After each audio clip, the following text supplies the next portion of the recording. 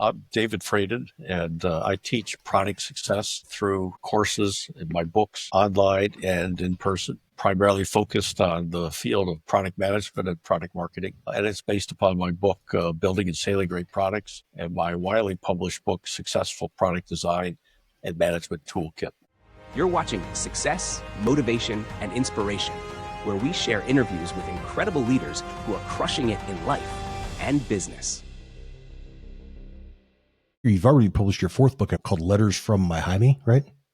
Yeah, my father's name was Hyman, and he sometimes went by the nickname of Jaime.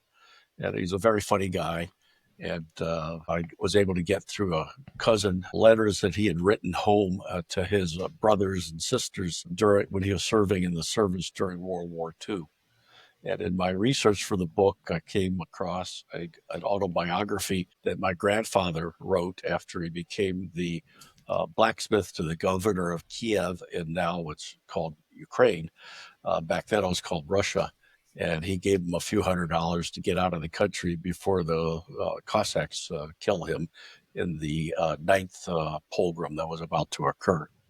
So it's got a little history of him emigrating to the United States and working up from nothing to owning a hardware store and a grocery store and a furniture store, to my dad becoming joining the armed forces and being discharged for flat feet. And then he re-enlisted and they put him in the infantry. And all the letters that he wrote home from South Carolina, from Tennessee, and from Guantanamo Bay, Cuba, where he was stationed.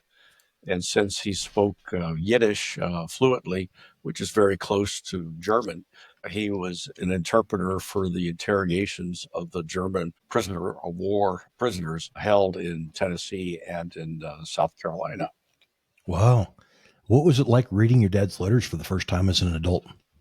Well, it's interesting. He spoke very little of his experiences during World War II, other than the fact that he was always getting into trouble and being assigned to a kitchen patrol. So I say in the book that he was in the Air Force, the Marines, the Navy, the Coast Guard, and the kitchen patrol, which to him was an official branch of the service. So to fill in the holes in all of his life in the 40s and 50s, before I became aware of anything in the 60s, was helpful. And then in my research for it, I found a group on Facebook for Fradins worldwide, and there's several hundred members of that. And someone in there mentioned that there was a book in France, written in French, obviously, the Book of Fradin. And I was able to get a copy of the book and translated it to French, from French to English, and found that under King Louis, I think it was the fourth, one of my ancestors was appointed a Duke of France. And ignoring the French Revolution, which eliminated titles, I am hence herefore known as Duke David Fradin, which is extremely important because I called up my daughter and said, I just found out that I'm a Duke. Can I now get a little bit of respect? And she said, so.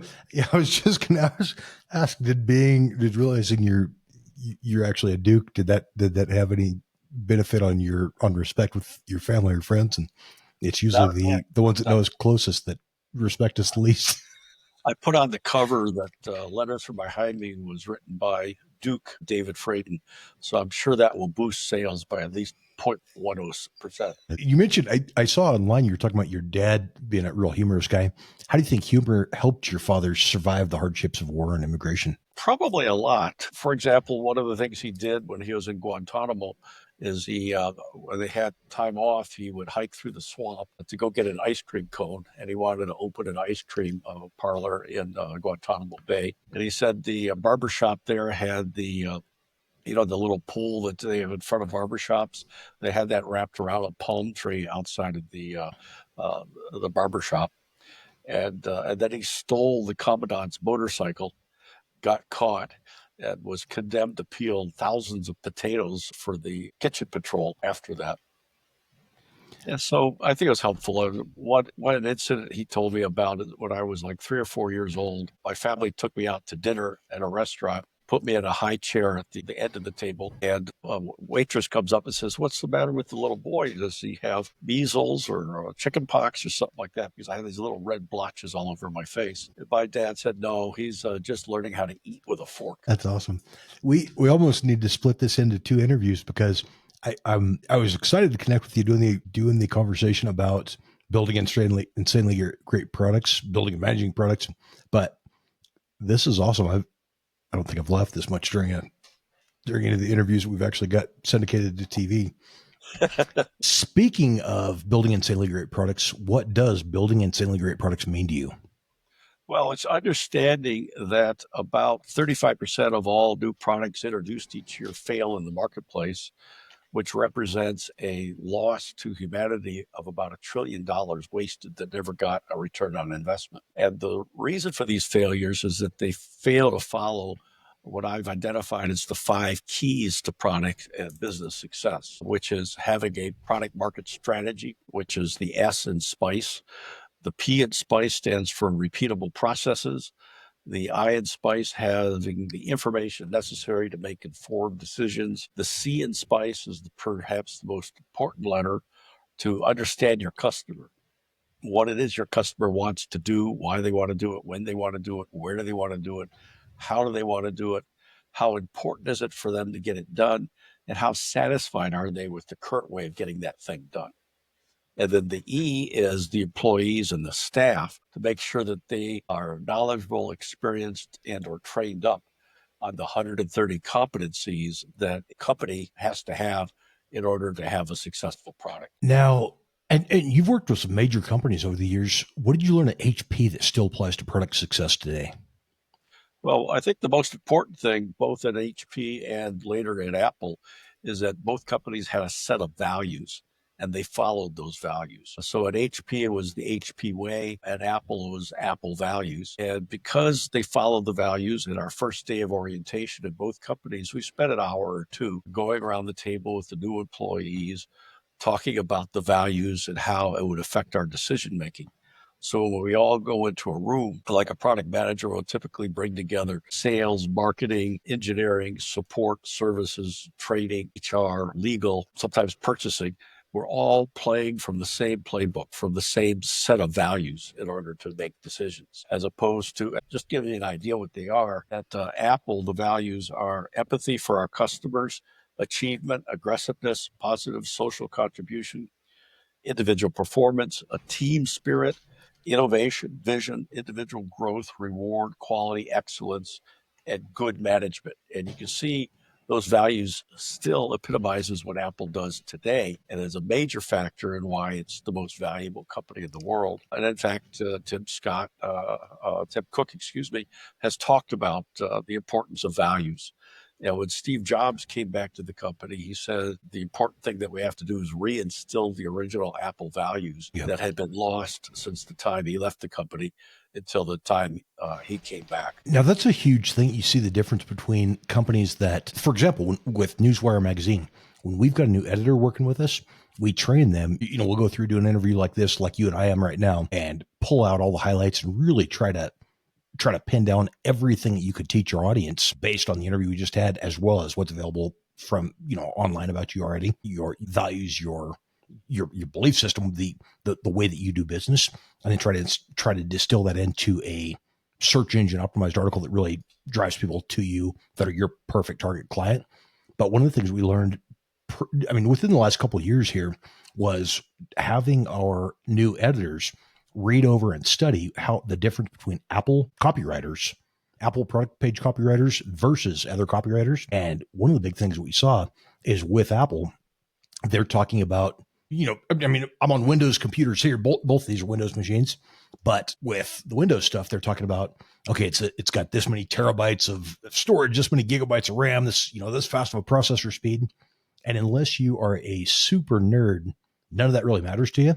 Apple talks about the type of people that have Apple stuff, the type of, you're creative, you want to change the world, you're doing something that matters. And I think that's a huge thing that's really helped out our magazine is almost copying what Apple does as far as their marketing, to really talk about how it actually, for example, this interview with you, how you can actually help our our readers live a better life instead of just, here's the thing that he's an expert on.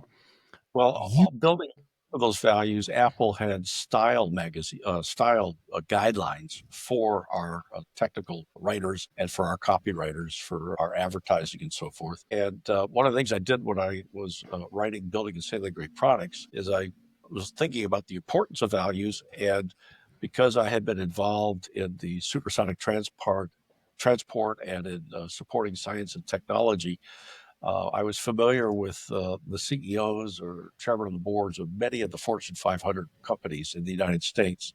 So I went back to the Fortune 500 list of 1965, which is the first time it came out. And I listed them out in a column. And then the first column was, did they have values? So I could put a check mark there if they did. The next column was, did they follow those values? And some companies had them but didn't follow them. Yeah. And the third column was, are they still in business? And several hundred of them did not have values or did not follow values, and they're no longer around. But those that had values and followed those values, like Hewlett-Packard, like Apple and others, they're still around and they're thriving today. And a big reason for that is values. And for somebody listening to this right now, if you're watching this on Amazon Fire TV, or maybe you're listening to it on Spotify or YouTube, you're watching the interview and you're trying to figure out how to launch a great product or service or improve your business. Give me some insight or some feedback on, you see so many different businesses that start and fail that have a mission statement or their values statement on the back that says, some kind of junk that sounds like it was written by ChatGPT about these theoretical pie in the sky kind of values. How do you actually implement those values and make them work in your business? Well, you got to make sure that the values are really values and are executable, like Apple's value of good management. Management is organizing, planning, coordinating, controlling, and directing, and staffing, which are the principles of management taught in every business school in the world. And you do those things well, and then you'll thrive. So the important thing is to have a good set of values. And then the second thing you need is a vision. That is, where do you want to go? You put that together and you have a mission statement. And it's got to make sense. It's got to be something that people can relate to and can understand easily and are willing to follow it. In Steve Jobs' case, he says, we build insanely great products. And that's what he did. Apple goes out and tries to figure out what it is that people want to do. And then they build products that are innovative that help them get those things done better or faster or with better quality. Or the case of the Apple Watch, all it did was tell time, but they also introduced it with style. So some of the versions of it sold for thousands of dollars, and they're focusing it on the wearer's health. And in fact, Tim Cook has talked about Apple's future focus is going to be more and more on the health of people and trying to help people in terms of their health. That was a huge thing for me. I survived a malignant glioblastoma brain tumor, and I've had diabetes for 40 years now. Was having 7 to 10 seizures a week. And this is, I owned a cosmetic medical laser clinic and a pharmaceutical company, and I'm passed out and having seizures. Supposed to be the healthy guy running these clinics. But one of the huge things was getting a continuous glucose monitor that syncs to my Apple Watch so I can see at any time throughout the day what my blood sugar is, how much active insulin is in there. I mean, that was a life-changing thing where I can go on motorcycle rides now and look at my watch and go, oh, sugar's getting low, better pull over and get a snack here. So when you led the team at Apple, how did that shape the future of Apple and your own career? Well, I was asked to take over as the group product manager for the Apple III, which is one of the two profitable product lines at the time. It was a follow-on to the Apple II. And I had taken the job, but Steve Jobs was the original product manager, introduced it too early, so there's no software that ran on it, and there was no quality control in the manufacturing of it. So the computers would show up in the dealerships dead on arrival. And they were told dealers to lift it up off the counter and drop it by a foot, which would let the chips reseat themselves after they would work themselves loose in shipping to the dealer. So there was a lot of anti-Apple III attitude within the company, and they promised me that I'd have 18 months to rescue the product line. But after a couple, 3 weeks on the job, Steve Jobs took the executive committee off to Pajara Dunes near Silicon Valley on the Pacific Ocean, and he convinced them to cancel the Apple III. A 3 weeks later, I'm coming out of corporate headquarters, having nothing to do. And the president, John Scully, asked me to come into his office. And as I did, he says, Dave, we have a problem. We've got $30 million worth of piece parts for the Apple III spread amongst our manufacturing facilities in Singapore, Cork, Ireland, and Dallas. What should we do? And I said, what do you mean we, paleface? And the other people in the room, Ida Cole and Joe Graziano, the marketing director, and the CFO, and Del Yoakum, who was head of manufacturing, they laughed, but Scully didn't laugh. So I had to explain the joke to him that the Lone Ranger and Tonto, his Indian sidekick, and he always did good, fought You were evil, the wore a sidekick. white mask, rode a white horse called Trigger, who happens to be buried next to him wherever the Lone Ranger's buried, someplace in Southern California. And they were surrounded by 10,000 yelling, screaming Indians. And I said, when I tell this story to people in India that are Indian Indians, I tell them this is an American Indian, Tonto. So Lone Ranger turns to Tonto and says, we're surrounded by 10,000 yelling, screaming Indians. What should we do about it? And Tonto's response was, what do you mean, we, paleface? So he snickered a little bit. And I said, look, you've given me the full responsibility as the group product manager for the product line, which was producing, I forget, like $500 million in profits each year, enough to help fund the development of the Macintosh and keep about 1,000 to 1,500 Apple employees employed. And you didn't ask me about it. I have all the responsibility, but no authority. So Scully says, what should we do about it? And I said, well, give me the authority commensurate with the responsibility, and we'll go out there and market and sell and support these things and make money off of it. And I told him the story of Kelly Johnson's Skunk Works for Lockheed, where left alone, he could develop a high-tech airplane in 18 months versus 7 years in the bureaucracy of Lockheed. I told him about the IBM PC, which tried to get developed in Schenectady, New York, where IBM headquarters were at the time. But their highly commissioned salespeople would always shoot down the development for fear that it would cannibalize their big paychecks from their mainframe computer sales. So management moved the PC development as far away from Schenectady as they could get, which is Boca Raton, Florida, and left them alone. And a few years later, they came out with a PC that emulated the success of the Apple II. So he says, okay, make me a proposal. And then the executive committee on July 15th, 1983, asked me to present my business plan for the independent Apple III business unit, which I did. And I laid out all the options. And then Floyd Kwame, near the end of the meeting, said, Dave, if we pick the option that Jobs wants, which is shut the product line down, or if we pick the option that you're recommending, let the market decide how long the product will survive, what would you say if a dealer called you?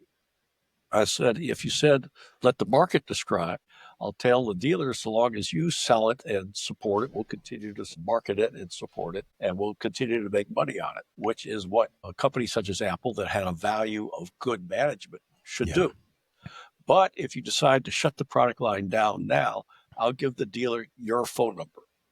And the executive committee cracked up because they got the message that the decision to counter the market, because it was a good computer, 50,000 people had paid $7,000 to $10,000, which would be over $30,000 in today's inflated dollars. And they were very loyal to Apple, and they ran their small businesses on the basis of that computer versus buying time sharing or a mini computer or a mainframe. And they loved the computer. I joked that there must be cocaine in the keyboard as much as the people love their Apple IIIs. And the executive committee got the message. It would be contrary to the values of the company to shut the product line down. So I got a call a couple of weeks later from Ken Zerbe, and he was the former CFO of Apple, went off to run Apple Europe for a few years. He was coming home. He says, I hear you know a little bit about the Apple III. We'd like you to be the business unit manager for an independent business unit. I said, I can't be a general manager. He says, no, you have to be the business unit manager or bum. So I was a bum, and we went out, sold 25,000 Apple IIIs, made several $100 million in profits to keep those Apple employees employed and to have enough money available to help finance the development of Steve Jobs' favored Macintosh. Man, that's awesome. I just watched actually date night. We just watched a movie here at the house on Steve Jobs and Mac, and they're talking about the Apple III a lot in that, and kind of the inner fighting and bickering going on between the two different segments of the business, trying to push their own agenda. What did Yeah, one of working? the things that Steve wanted to do is to cancel the Apple III product line and the Apple II product line, not realizing he would then lose his venture capital that he needed for development. And it was based upon his misunderstanding that he thought those two products were in a segment of the market and would block his Macintosh from being successful. Then later, after he had the failure of the Macintosh and the Lisa, in January of 1985, Mac sales dropped to 4 units. He shut down the Lisa product line, so it was no longer around, and there was no way to recoup the millions spent on development on that. And the board forced him out of the company because he was screwing it up. Then he went and did the next computer, which I called the last computer, and that was an abysmal failure. And then he had all sorts of trouble with Pixar that he had acquired. And I found in my research for my book, Building Insanely Great Products, that he sought out the mentorship from David Packard of Hewlett-Packard.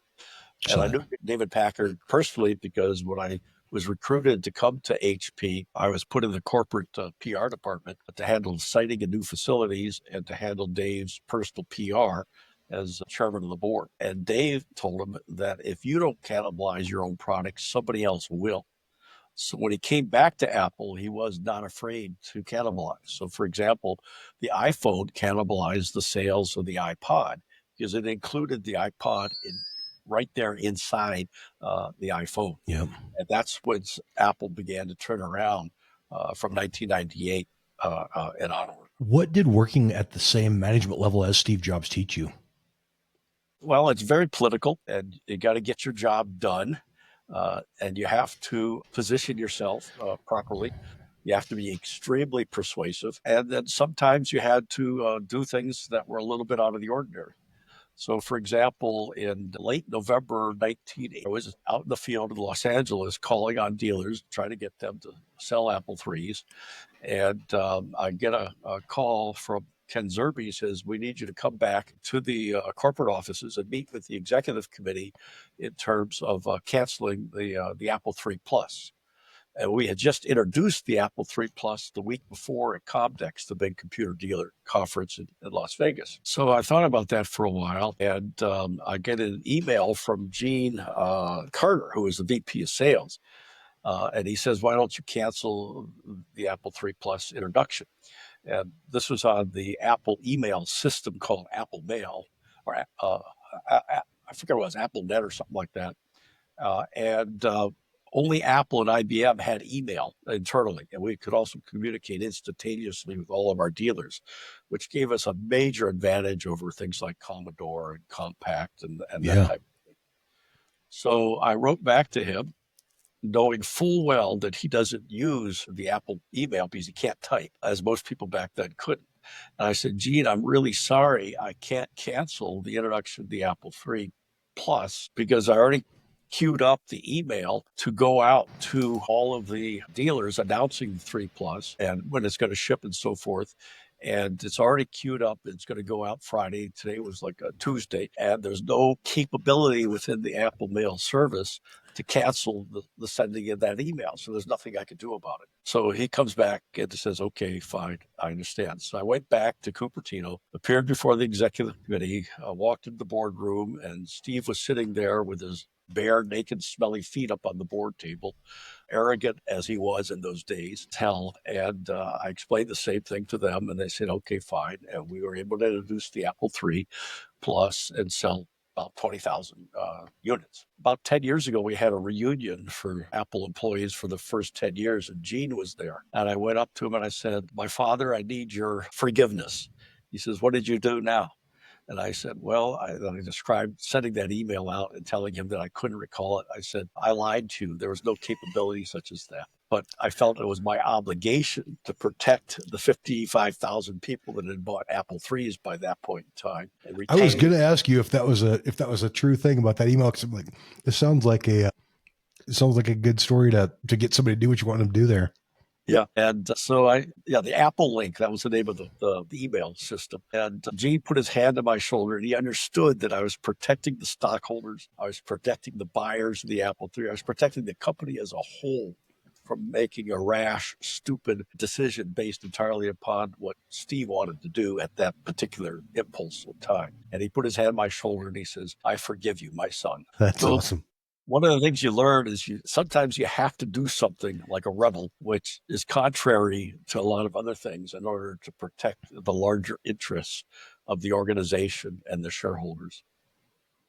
We've done some crazy stuff over the years with, I owned a telecom company with 250,000 customers a month at the website, spoke at Caesar's Palace and CTIA and Mobile World Congress and a lot of the events that you've probably been at.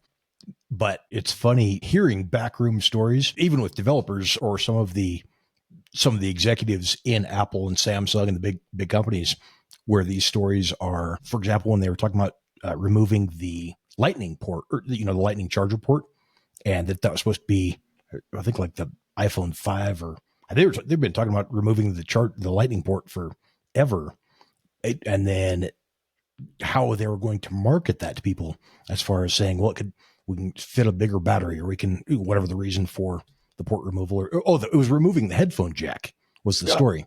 And so they're talking about being able to sell dongles, and as a dealer, there's a margin to be made on additional accessories sold. But hearing these backroom discussions on removing the headphone port, and they're talking about how it'd be people raising their hand saying, well, it makes them more water resistant, or we could put a bigger battery, or like whatever, and basically the story was whatever Apple puts out, people love the product enough. And that is a fashion symbol. That's a status symbol. So if they remove the headphone jacks are no longer cool in any phone for any reason. Like, they didn't have to give an excuse on it. It was just, Apple says it's not cool. It is not cool anymore. What are the biggest mistakes that companies make when developing new products? Not understanding what it is that their customer wants to do, and then not designing the product to help them get those things done. This interview is sponsored by Newswire magazine. We celebrate the entrepreneurs and thought leaders shaping the future, those who don't just adapt, but innovate, who inspire others to think bigger, lead boldly, and create lasting change. Only a select few are featured in Newswire magazine, and for those who earn a place on the cover, the opportunities are unmatched. Your story shared with a global audience, your achievements celebrated on national billboards, reaching millions. Every leader has a story. Every vision deserves a platform. Who will rise to the top? Stay tuned. You're witnessing greatness unfold.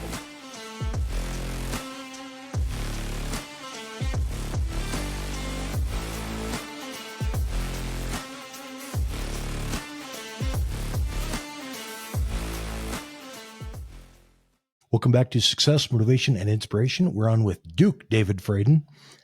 David, you've worked with 11 startups and 25 different companies. What traits do successful products always share? Following the 5 keys to success that I mentioned before, and having a set of values and following those values. For example, after I did the research on the Fortune 500 that I mentioned earlier, I said, I wonder if that also applies to me. So I listed out the 25 organizations I've been affiliated with over the years. And these are both for-profit, nonprofit associations, homeowners associations, of which I've been president, and also political campaigns. I ran the successful gubernatorial campaign for governor of Minnesota. I ran the unsuccessful Minnesota campaign for John Connolly, who was running for president. So back to your earlier question about things in corporate, big organizations, is having been involved in big politics, which in those days, politics was very clean and very honorable. Now things have reversed themselves. That the important thing is that I made a list of the 25 organizations. Did they have values? Did they follow values? And did it map into my personal values? And without exception, when it did not map into my personal values, either I quit and was very happy the next day, or I got fired. I call that as a mercy killing. And I was very happy the next day.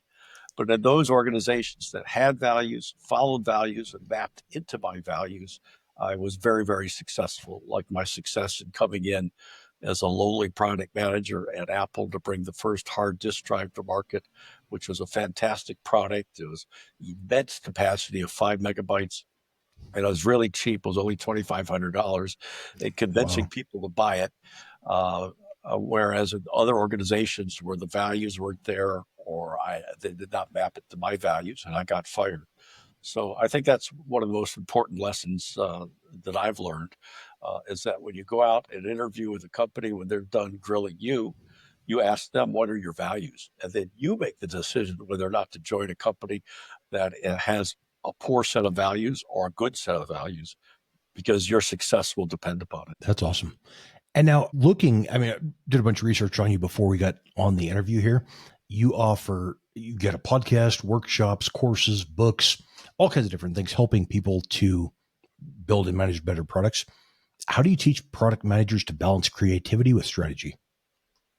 Well, creativity is based upon being able to think outside of the box based upon what it is that the customer wants to do. You can't ask a customer what they need or what they want, because that they have to define the problem, and they also have to define the solution. And most people are not that creative of coming up with a creative solution. So one of the things, the story goes that Henry Ford went out onto the streets of Dearborn, Michigan, not far from where I grew up, and he asked people if they would like to have an automobile. And they said, what's that? He said, well, would you like to have a car? And they said, what's that? He said, and he would describe the thing. He says, the people would say, no, I just want a faster horse. Well, if he had observed people hitting their horses with a stick to go faster through town, he would have recognized that that's what they wanted, was a faster horse. And that might have been part of the reason why the first automobile was not called an auto or a car. It was called the Horseless carriage. That's awesome. We get creative in terms of innovation. How can you do this thing faster, better, with higher quality, less cost? That's the definition of innovation. Or in the case of like the Apple Watch, with style. Now, with our group, I checked yesterday, our Facebook group for this Amazon Fire TV show. We had 437,000 active members on the group yesterday. Because of that, I get hundreds of requests. I mean, just every day. It's usually young entrepreneurs or speakers or somebody that wants to be a coach that's never achieved anything in their life, but they're trying to go out and sell coaching services. A big one, though, is somebody trying to invent a product, service, widget, something that for people to buy, but they're not solving a problem. And that's my biggest point of advice typically, is find a way to solve a problem that people already know that they have, that they can afford to pay for, and that they're looking for a solution for. If you have those three things, then you really don't have to market as hard if you are the solution to the problem and you make it known that you are the person that can solve the problem. What inspired you to write the book, Building Insanely Great Products? Well, as I mentioned earlier, about 35% of all new products fail, representing a loss to humanity of about $1 trillion a year. So if I can help reduce that waste and increase productivity and increase return on investment, then there'll be a lot more money to go around to pay people even bigger salaries and to spend the money necessary to preserve the environment from climate change. And out of different books that you've written, how does organizing and managing insanely great products expand on the first book?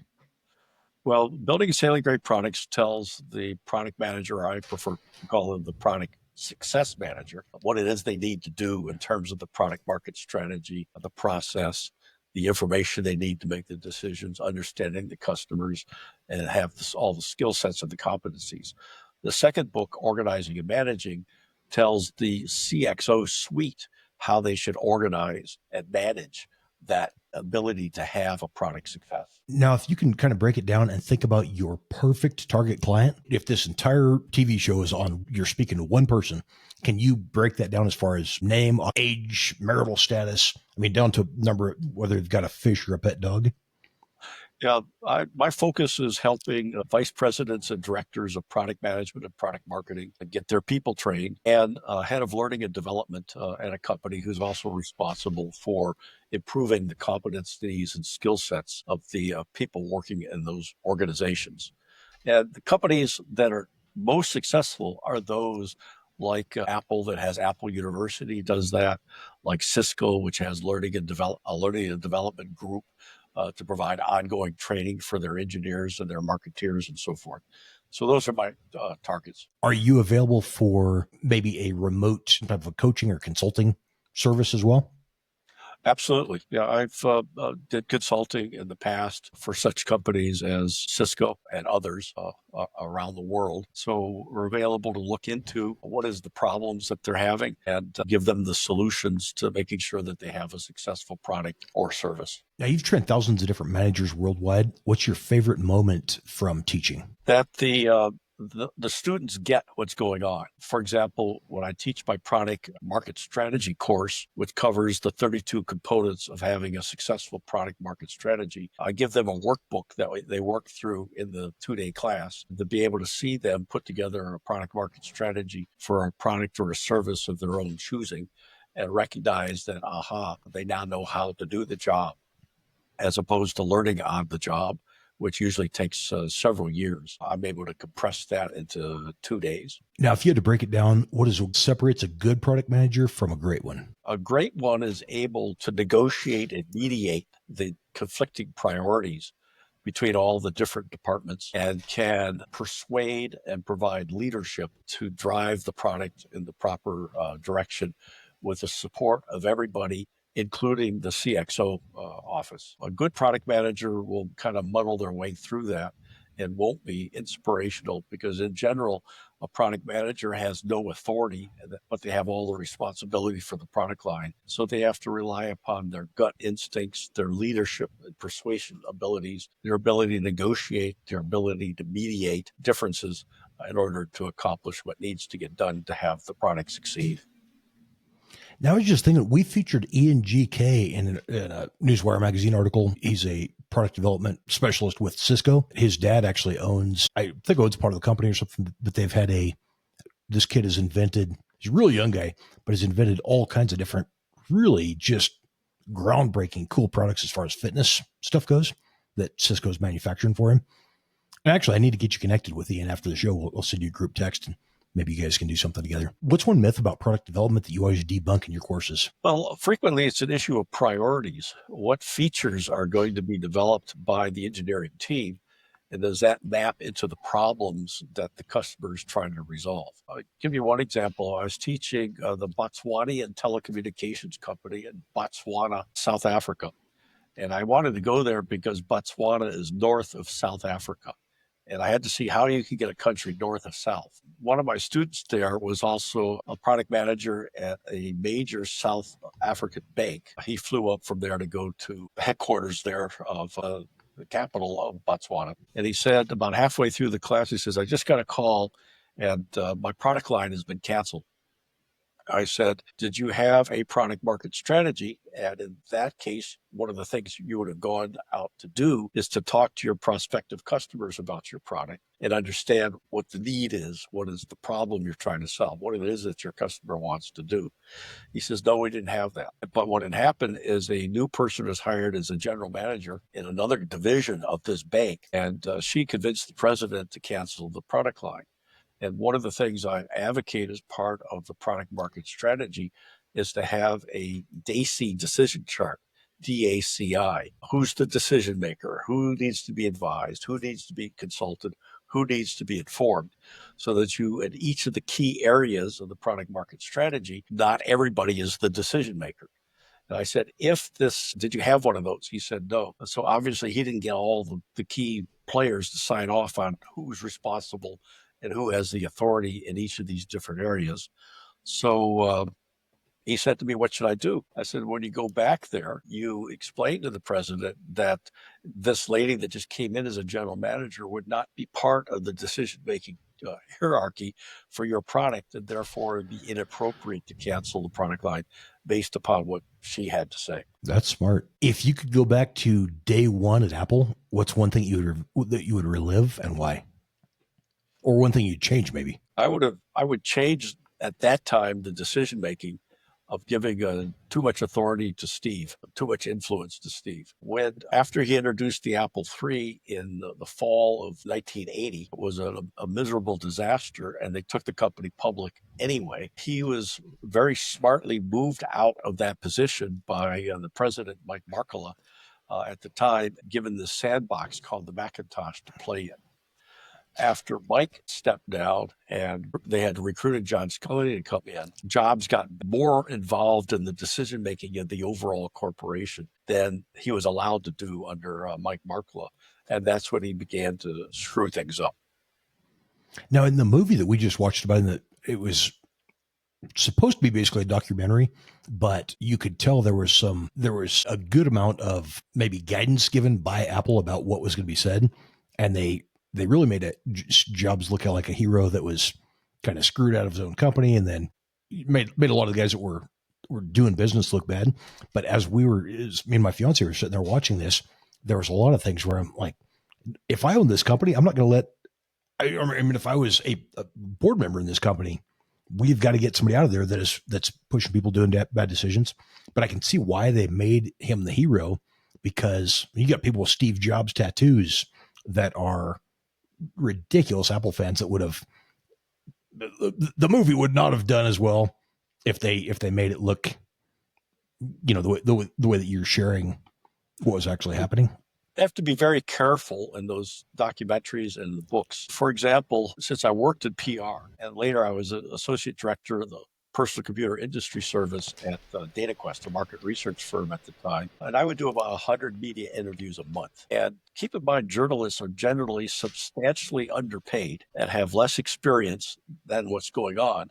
And then in the case of Apple, they had a PR agency called Regis McKenna. And Mike Markkula wrote a marketing memo, says we're going to try to make our company position it in the market different from IBM, that we have a bunch of guys running around with Birkenstocks and $100 bills falling out of their pockets. So the whole image of Steve Jobs for his entire career was burnished by Regis McKenna, this PR agency. In the same way, PR people burnish the images of actors and actresses down in Hollywood. And frequently when I got quoted, it was sometimes a little bit off, a little bit wrong, a little bit right, not necessarily nefariously. And then when John Sculley came out with his book about his experience at Apple, I happened to be traveling through the airport at the time, and there was a book, one of his books there in the bookstore. I picked it up, and I went immediately to the index for Apple III, and then read the pages in which he was describing the Apple III, and it was completely wrong. It was not what happened, because I was there. I ran the last year or so in the life of the Apple III. And I'm pretty sure what happened is he had a ghostwriter, and they made things up in order to fulfill the story narrative that they were trying to fill. And I had people around then telling me that when they grow up, they want to be just like John Sculley. He was their big hero, and it was based upon that image. The Art of the Deal, allegedly written by Donald Trump, he didn't write that. That was ghostwritten. And many of these stories and these biographies, you got to be very careful about in terms of knowing exactly what they did and how it worked. And there's myths out there about successful products like move fast and break things, ready, fire, aim, which is the latest thing coming out of Silicon Valley. And it's rapidly destroying the reputation of Silicon Valley as a caring environment, one that you could easily network in, and it's okay to make mistakes, which contributed greatly to the growth of Silicon Valley, going all the way back to Fred Tierman and Hewlett-Packard in the late 80s. So be careful of what you watch and read. Check on whether or not it maps into understanding what it is that customers want to do. It's cool that you shared that insight. Have you ever thought about would you be open to being in some type of movie if they wanted to run a different documentary? You might have a lot of pushback from Apple getting that put out there, but I would participate. In fact, the last book I'm going to write is called Trippin', Life's Little Laughs. And catch this phrase, it's going to be about me. It's going to be an unauthorized autobiography. That's awesome. Okay, last question here. I know we're both running out of time. What drives your commitment to passing on your knowledge? It goes back to reducing that waste so we can improve the human and environmental condition. And this has been an absolutely incredible interview. I have just really enjoyed our conversation here, David. Me too. Thanks for watching Success, Motivation, and Inspiration. This episode was designed to help you level up. See you next time.